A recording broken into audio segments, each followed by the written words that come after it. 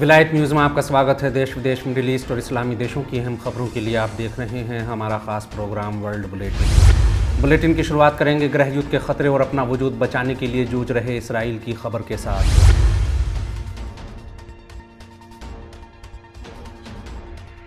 मकबूजा फ़िलिस्तीन में नेतन्याहू सरकार की तरफ से अदालती सिस्टम में बदलाव की कोशिशों के खिलाफ शुरू हुए विरोध प्रदर्शन हिंसक हो गए हैं और ये देश तेज़ी से गृह युद्ध की तरफ बढ़ रहा है। इसराइल के चैनल 13 की ओर से किए गए सर्वे से पता लगता है कि देश के हालात तेज़ी से बिगड़ रहे हैं और 58% ज़ायोनी लोगों का मानना है कि मकबूजा फ़िलिस्तीन में गृह युद्ध या हिंसक झड़पें किसी भी वक्त शुरू हो सकती हैं। इसराइल में बढ़ रही अराजकता का अंदाज़ा लगाने के लिए यही काफ़ी है कि देश के कोने कोने में विरोध प्रदर्शन हो रहे हैं और इसराइली मीडिया के ही अनुसार देश के कम से कम 100 से ज़्यादा स्थानों पर भारी विरोध प्रदर्शन हो रहे हैं। पूर्व ज़ायोनी प्रधानमंत्री एहूद ओलमर्ट ने खुलासा करते हुए कहा कि जिसे ज़ियोनिस्ट विद्रोह बता रहे हैं वह असल में अदालती सिस्टम में सुधार के नाम पर नेतन्याहू और उनके दोस्तों को अदालती कार्रवाई से बचाने की साजिश है। इसराइल में फैलता हुआ विद्रोह आम जनता के साथ साथ सैन्य हलकों में भी पकड़ बना रहा है। इसराइल की स्पेशल ऑपरेशंस सर्विस की रिजर्व फोर्सेज, मोसाद और शाबाक के सैकड़ों ऑफिसर्स ने सेना में अपनी ड्यूटी निभाने से इनकार कर दिया है। एयरफोर्स की सीक्रेट यूनिट के सैकड़ों ऑफिसर्स ने भी एयरफोर्स प्रमुख को पत्र लिखते हुए कहा कि वो रिजर्व फोर्स के लिए काम नहीं करेंगे। वहीं तल अवीव और उसके आसपास के इलाकों में पुलिस और प्रदर्शनकारियों के बीच झड़पों की खबरें हैं। बनी बराक इलाके में पुलिस और प्रदर्शनकारियों के बीच हिंसक झड़पों की खबरें आ रही हैं। इस इलाके में 2 दिन पहले भी प्रदर्शनकारियों और ऑर्थोडॉक्स के बीच भीषण झड़पें हुई थीं। हालांकि पुलिस ने बीच बचाव की कोशिश भी की, लेकिन पुलिस बल को नाकामी का सामना करना पड़ा और संघर्ष जारी रहा। इसी बीच कुद्स शहर में भी नेतन्याहू के समर्थकों और प्रदर्शनकारी ज़ायोनियों के बीच टकराव और हिंसक संघर्ष की खबरें आ रही हैं। अल-कुद्स अल अरबी ने रिपोर्ट देते हुए कहा कि आज प्रदर्शनकारियों ने पोर्ट सिटी नतानिया के रास्ते बंद कर दिए। वहीं हैफा बंदरगाह पर भी जहाज़ों की आवाजाही रोक दी गई है क्योंकि प्रदर्शनकारी बंदरगाह के आसपास भारी तादाद में कश्तियों पर पहुंचे हुए हैं। गौरतलब है कि इससे पहले तल अवीव के बिन गुरियन अंतर्राष्ट्रीय हवाई अड्डे को आम जनता ने अपने कब्जे में ले लिया था। इसराइली एयरफोर्स और पायलटों ने भी सरकार के खिलाफ विरोध का हिस्सा बनते हुए नेतन्याहू की फ़्लाइट उड़ाने से इनकार कर दिया था, जिस कारण नेतन्याहू को काफ़ी देरी से रोम जाना पड़ा। अगली खबर में बात करेंगे संयुक्त अरब अमीरात की यात्रा पर पहुंचे ईरान की नेशनल सिक्योरिटी काउंसिल के प्रमुख अली शमखानी और बिन जायद की मुलाकात के बारे में।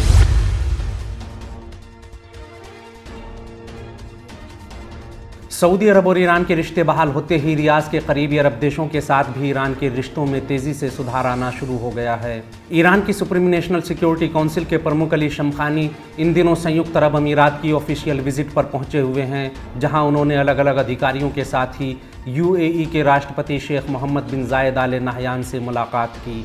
अली शमखानी ने कहा कि फ़ारस की खाड़ी के देशों को एक दूसरे का साथ वफादारी और आपसी सहयोग की सबसे ज़्यादा ज़रूरत है। अगर ऐसा हो तो इससे सभी इस्लामी देशों के विकास और फिर से उरूज हासिल करने में मदद मिलेगी।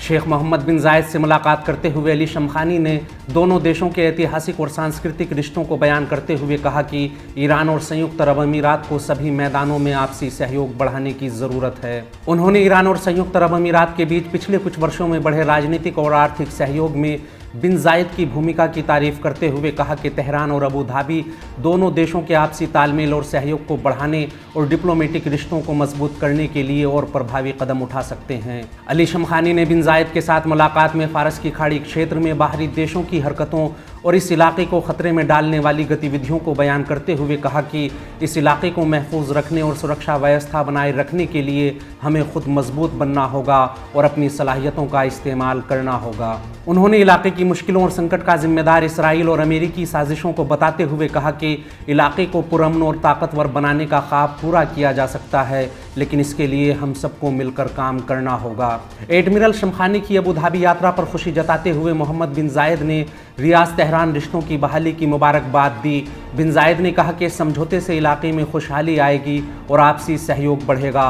उन्होंने कहा कि ईरान की सुप्रीम नेशनल सिक्योरिटी काउंसिल के प्रमुख की संयुक्त अरब अमीरात यात्रा दोनों देशों के रिश्तों में एक मील का पत्थर साबित होगी। बिन जायद ने कहा कि संयुक्त अरब अमीरात ईरान के साथ रिश्तों में पाई जाने वाली कड़वाहट और कुछ गलत फहमियों को दूर करते हुए अपने रिश्तों को नई बुलंदियों पर ले जाने के लिए तैयार है। अगली खबर में रशियन मीडिया को दिए गए सीरिया के राष्ट्रपति बशार असद के चर्चित इंटरव्यू के बारे में बात करेंगे।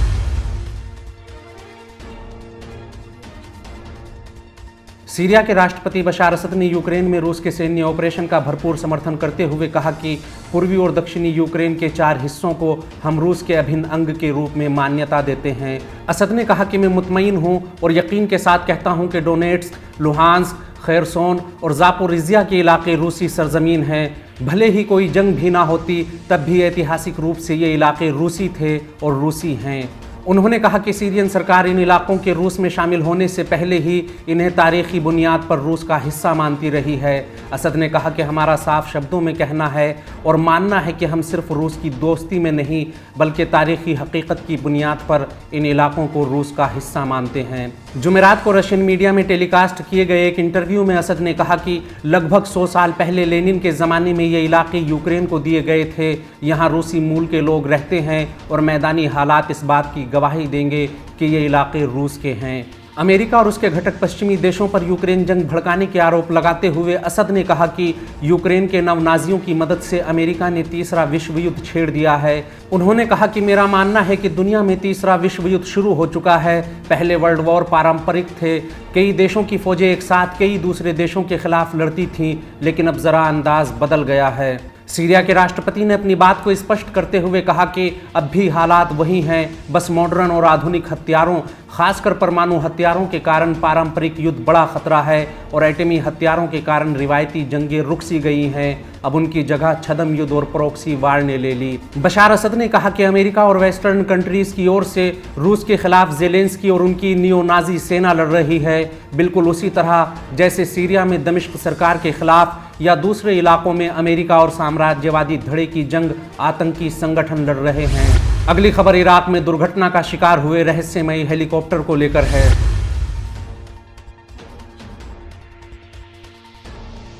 इराकी मीडिया के अनुसार उत्तरी इराक के दहूक राज्य में ऑयल फील्ड में तुर्की सेना का एक हेलीकॉप्टर हादसे का शिकार हो गया, जिस कारण इस हेलीकॉप्टर में सवार 7 लोग मारे गए।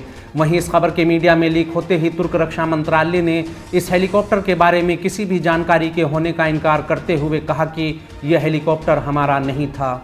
इराक मीडिया ने खबर देते हुए कहा कि यह हेलीकॉप्टर तुर्क सेना का था और इसमें सवार सभी 7 तुर्क सैनिक मारे गए। वहीं तुर्की ने इसे अपना मानने से इनकार कर दिया है। फार्स न्यूज़ एजेंसी की रिपोर्ट के मुताबिक इराकी मीडिया ने इस हेलीकॉप्टर के साथ हुए हादसे का कारण भी नहीं बताया था।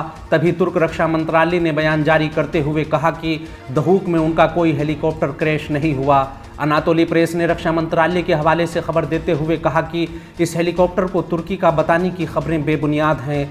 रक्षा मंत्रालय के सूत्र का नाम या ओहदा न बताते हुए अनातोली ने कहा कि जिस दिन यह हेलीकॉप्टर हादसे का शिकार हुआ उस दिन इस इलाके में तुर्की के किसी भी हेलीकॉप्टर ने उड़ान नहीं भरी। गौरतलब है कि उत्तरी इराक में तुर्की के गैर कानूनी अड्डों पर पिछले कुछ महीनों से लगातार ड्रोन हमले होते रहे हैं। पिछले काफ़ी समय से तुर्की आतंकी गुटों से मुकाबले के नाम पर इराक में डेरा डाले हुए है और इस देश की अखंडता, संप्रभुता और आज़ादी को रोंद रहा है। हमारा आज का बुलेटिन यहीं ख़त्म होता है। देश विदेश, मिडिल ईस्ट और इस्लामी देशों की अहम खबरें जानने के लिए विलायत न्यूज़ से जुड़े रहिए।